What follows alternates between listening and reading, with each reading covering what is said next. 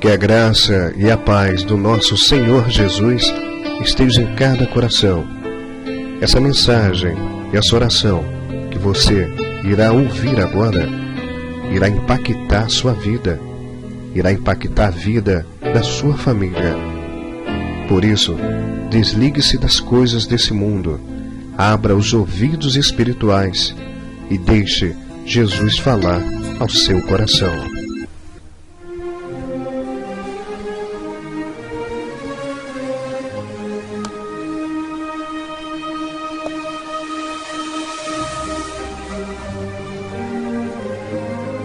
Eu convido os amados irmãos que possam, abra as vossas Bíblias no livro do profeta Isaías, capítulo 38. Livro do profeta Isaías, capítulo 38.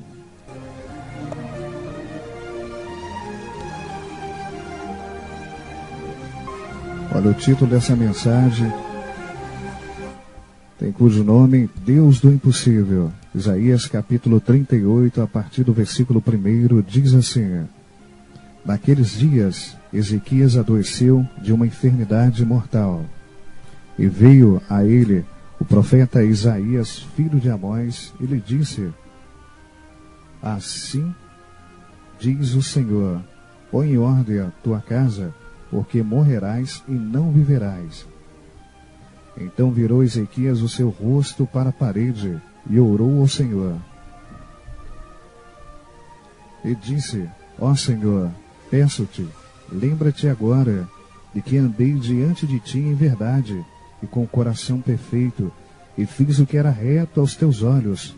E chorou Ezequias muitíssimo. Vamos nos deter um pouco até o versículo, então, 3. Um pouco mais adiante nós estaremos comentando também do versículo 5. Nos diz a palavra do Senhor, no livro de Isaías, também conhecido como livro do profeta messiânico, porque desde outrora ele falava da vinda do Messias. Era o único livro no Antigo Testamento que falava que o Senhor Jesus iria vir. Por esse motivo é conhecido como livro do profeta messiânico. Esteve então o profeta Isaías cumpriu uma ordenança do Senhor, foi até a casa do rei Ezequias. Ezequias, rei que vivia segundo o coração do Senhor, um rei que vivia fazendo aquilo que agradava aos olhos do nosso Deus, buscava em fato, em verdade, agradar, viver em comunhão com o Senhor. Porém, recebendo o profeta Isaías uma ordenança para pregar, para falar, transmitir o que o Senhor queria para o rei Ezequias, foi até a casa do rei e disse que o mesmo deveria preparar a tua casa. Casa essa que nós entendemos ser o corpo dele, a vida dele, pois iria adoecer e com certeza não iria mais viver. Eu começo aprendendo com essa palavra que o Senhor, quando quer falar algo conosco, ele tem diversas maneiras de falar. Ele pode usar uma jumenta, assim como diz no livro de Números, para falar, como falou com Balaão. Pode também usar a palavra, o louvor. Também pode usar alguém que está próximo da gente, pode nos falar em sonho. Ele tem diversas maneiras para falar, porque Ele é o nosso Deus. Jamais nós veremos deter o Senhor, querer que Ele fale do jeito que nós queremos, pois o Senhor é que é o nosso Deus, e Ele fala do jeito que Ele quer. Então Ele escolheu o profeta para falar com o rei Ezequias. Ele iria adoecer para preparar a casa. E esse rei, ao invés de começar a murmurar, ao invés de se entregar, ao invés de desistir, diz a Bíblia que ele começou a clamar ao Senhor. Ele orou, virou o seu rosto para a parede e começou a clamar de todo o teu entendimento, de toda a tua alma. Talvez a adversidade tenha chegado até você e você, ao invés de buscar o Senhor, você que tem ouvido a voz do eu, a voz do coração, talvez a voz até de Satanás, dizendo que para você não tem mais jeito, para você não tem mais solução. Então você acaba se entregando a essa dificuldade, se entregando a essa enfermidade, e não crendo que o Deus do impossível, o Deus que muda qualquer história, cura qualquer enfermidade, ainda pode operar na sua vida. Mas o rei Ezequias fez diferente. Ele clamou e falou para o Senhor. Ele vivia segundo o coração, fazia o que era reto, então clamava ao Senhor e queria saber por que aquilo estava acontecendo com ele. Chorava, buscava de todo o coração uma resposta do Senhor. Talvez o que está faltando para você é você buscar o Senhor um pouco mais. Talvez esteja faltando para você abrir mão de algumas coisas para que o Senhor possa falar com você de forma clara e evidente, pois o Senhor está sempre falando conosco. O que acontece é que muitas das vezes nós não ouvimos a voz do Senhor porque damos ênfase a outras vozes, como a voz de pessoas alheias, a voz do nosso coração que é enganoso. Talvez nós ouvimos a voz do diabo que fala a todo instante que não tem mais jeito para nós, que para nós não há mais saída, só nos resta o sofrimento, a dor e subsequentemente a morte. Mas eu tenho uma palavra de vitória para você.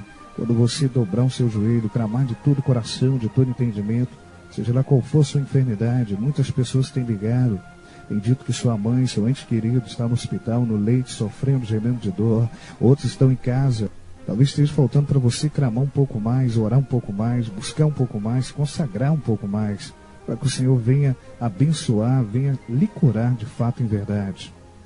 Certa feita, o irmão, em um fim de semana, após uma semana cansativa de trabalho, ele pegou seu jet ski, pois gostava muito de arejar a mente. Uns gostam de pescar, não é verdade? Outros gostam de andar de esqui, outros gostam de andar de bicicleta.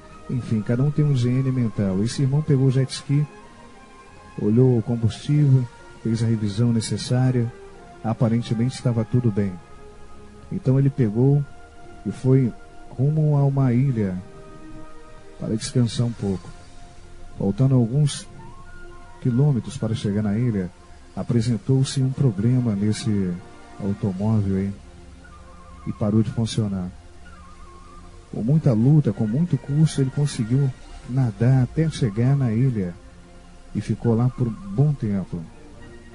Tentava de alguma forma chamar alguém, chamar o socorro, não conseguia. Sem aparelho celular, sem nenhum meio de comunicação, ficava difícil. E a cada dia ele buscava então o seu sustento, a cada dia ele buscava da maneira que podia abrigo para ti. Preparou ali uma cabana de folhas de coco, folhas de banana e fez ali o seu aposento. Um belo dia, após alguns dias nessa ilha, após várias tentativas frustradas de tentar fazer um contato com outras pessoas e não ter bom êxito, ele saiu para passear na ilha e deixou ali a sua cabaninha. Só que desta vez, ao retornar, ele viu que a cabana estava fumegando. Muito revoltado, ele começou a tentar apagar o que restou daquela cabana, murmurando, blasfemando. Então ele falou: por que isso acontece comigo? Meu meio de transporte danificou, deu problema. Estou nessa ilha deserta e agora a única coisa que eu tenho pegou fogo e perdi. Amados, antes de concluir essa breve reflexão, quando a adversidade muitas das vezes vem em nossas vidas, nós pensamos que é para o nosso mal. Nós pensamos que é porque nós erramos. Nós pensamos que é porque o Senhor nos esqueceu. A Bíblia fala que tudo coopera para o bem daquele que ama o Senhor. Só que falar isso é muito fácil, difícil é viver na prática. Aprenda a parar de murmurar, a parar de reclamar. Problema todo mundo tem, luta todo mundo tem. Por que você acha que a sua luta é maior? O Senhor nos adverte na palavra que nós não devemos olhar para trás, não é verdade? Tome a sua cruz e siga-me. Mas existem dados momentos em nossa vida, momento esse que eu cito explicitamente ser o momento da murmuração, que você deve olhar para trás. Quando você pensar que só você que tem problema, só você que tem dificuldade, é só o seu esposo que bebe, que te maltrata. Quando você pensar que essa enfermidade, esse câncer, essa AIDS, essa lepra, seja qual for sua enfermidade, só dá em você. Quando você pensar que só você que fica desempregado, só você que chega em casa e tem tribulação, dá uma olhada para trás. Visite um abrigo, visite um hospital, visita a casa, de repente, do seu vizinho, E muitas das vezes não emite sons, você não ouve falar, mas está passando luta. Às vezes está faltando pão em casa, o alimento, mas não murmura, não reclama, não fala que Deus não existe. Voltando à reflexão, após blasfemar e reclamar muito, ele resolveu dobrar o joelho e orar. Aleluia. Ele resolveu fazer algo que ele não tinha feito. Ele buscou de várias maneiras sair daquela ilha, o alimento, contato com outras pessoas, e não conseguiu. Mas em momento algum ele dobrou o joelho e falou com Deus do impossível, o Deus que somente ele poderia tirá-lo daquela situação. Mas nesse momento que ele dobrou o joelho, ele rasgou o coração para falar com Deus.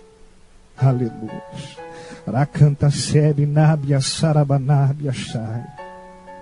Olha, lá do alto apareceu o helicóptero. Esse helicóptero só apareceu, sabe por quê? Ah, não, porque a diversidade para nós, muitas das vezes, é provisão do Senhor. Foi quando a cabana começou a fumegar, que então o helicóptero lá de cima viu a fumaça, e então conseguiu localizar naquela ilha deserta. Entenda uma coisa, pare de reclamar da vida, tudo coopera para o bem daquele que ama ao Senhor. Você precisa crer mais, você precisa buscar mais, se consagrar mais, murmurar menos, falar menos. Deixe o Senhor operar na sua vida. Eu já tenho dito aqui, talvez o Senhor não tenha falado com você, porque você fala demais. Você já parou para conversar com uma pessoa que fala demais? É como que é? A pessoa fala, quando você vai falar te corta, não é assim? Aí você tenta de novo, cortou de novo. É ou não é? Assim você tem feito com o Senhor. Senhor é isso, Senhor aquilo, Senhor... Ah, mas eu li na palavra que a viúva, de tanto ela buscar, aquela mulher de tanto buscar, o rei atendeu a ela. Queridos, acaso e caso. Deus é onisciente, Ele sabe do seu problema. Ninguém está dizendo que você não tem que clamar. Agora para de bater na mesma tecla, o Senhor conhece. Que fé é essa que você todo dia pede a mesma coisa ao Senhor? É como a pessoa que vai em cada igreja que visita, amém, louvado seja o nome do Senhor, mas cada igreja que entra recebe a unção. E a primeira igreja que você entrou, você não foi ungido? Então você vai ser ungido de novo? Cadê a sua fé? Acaso e caso. Acaso que a pessoa é ungida, é consagrada, é escolhida. Então há uma necessidade de receber uma outra unção. Há uma necessidade de receber uma oração, não é verdade? Há uma necessidade. Você não pode pegar isso como regra. Você não pode pegar como regra. Você tem que crer naquilo que você tem orado ao Senhor. Ah, mas o milagre não aconteceu. Eu não consigo ver. Você não vai ver nunca. Hebreus 11:1. A fé é o firme fundamento das coisas que se esperam e prova das coisas que não se vê. O milagre só vai acontecer na sua vida. Presta atenção. Só vai acontecer na sua, na minha, na nossa vida, quando nós crermos antes de ver. Aí o milagre vai acontecer. No final do contexto bíblico do livro do profeta Isaías, no versículo 5, após então o rei Ezequias orar, virar o rosto para a parede, dobrar o joelho, orar bastante, falar algo para o Senhor, dizer que ele vivia os caminhos retos, ainda que ele vivesse em caminhos tortuosos, o Senhor iria atender a oração, porque Ele conhece o coração quebrantado. Após fazer tudo isso, crendo naquilo que ele estava falando ao Senhor, o Senhor fala assim para ele no versículo 5. Assim diz o Senhor: ouvi a tua oração e vi as tuas lágrimas, eis que acrescentarei aos teus dias 15 anos. Amados, eu não sei quanto tempo o Senhor vai acrescentar para você. Eu não sei se a sua enfermidade hoje ela vai cair por terra. Eu tenho fé que vai cair, mas a minha fé só não é suficiente. Ainda que eu creia no Deus do impossível, você que vai orar conosco, também faça uma corrente de oração, porque só assim nós vamos vencer a adversidade, as lutas que nós enfrentamos cada dia. Vamos vencer Satanás, porque ele é o causador da enfermidade, do desemprego, da fome, da destruição. Não é verdade? Nós precisamos clamar juntos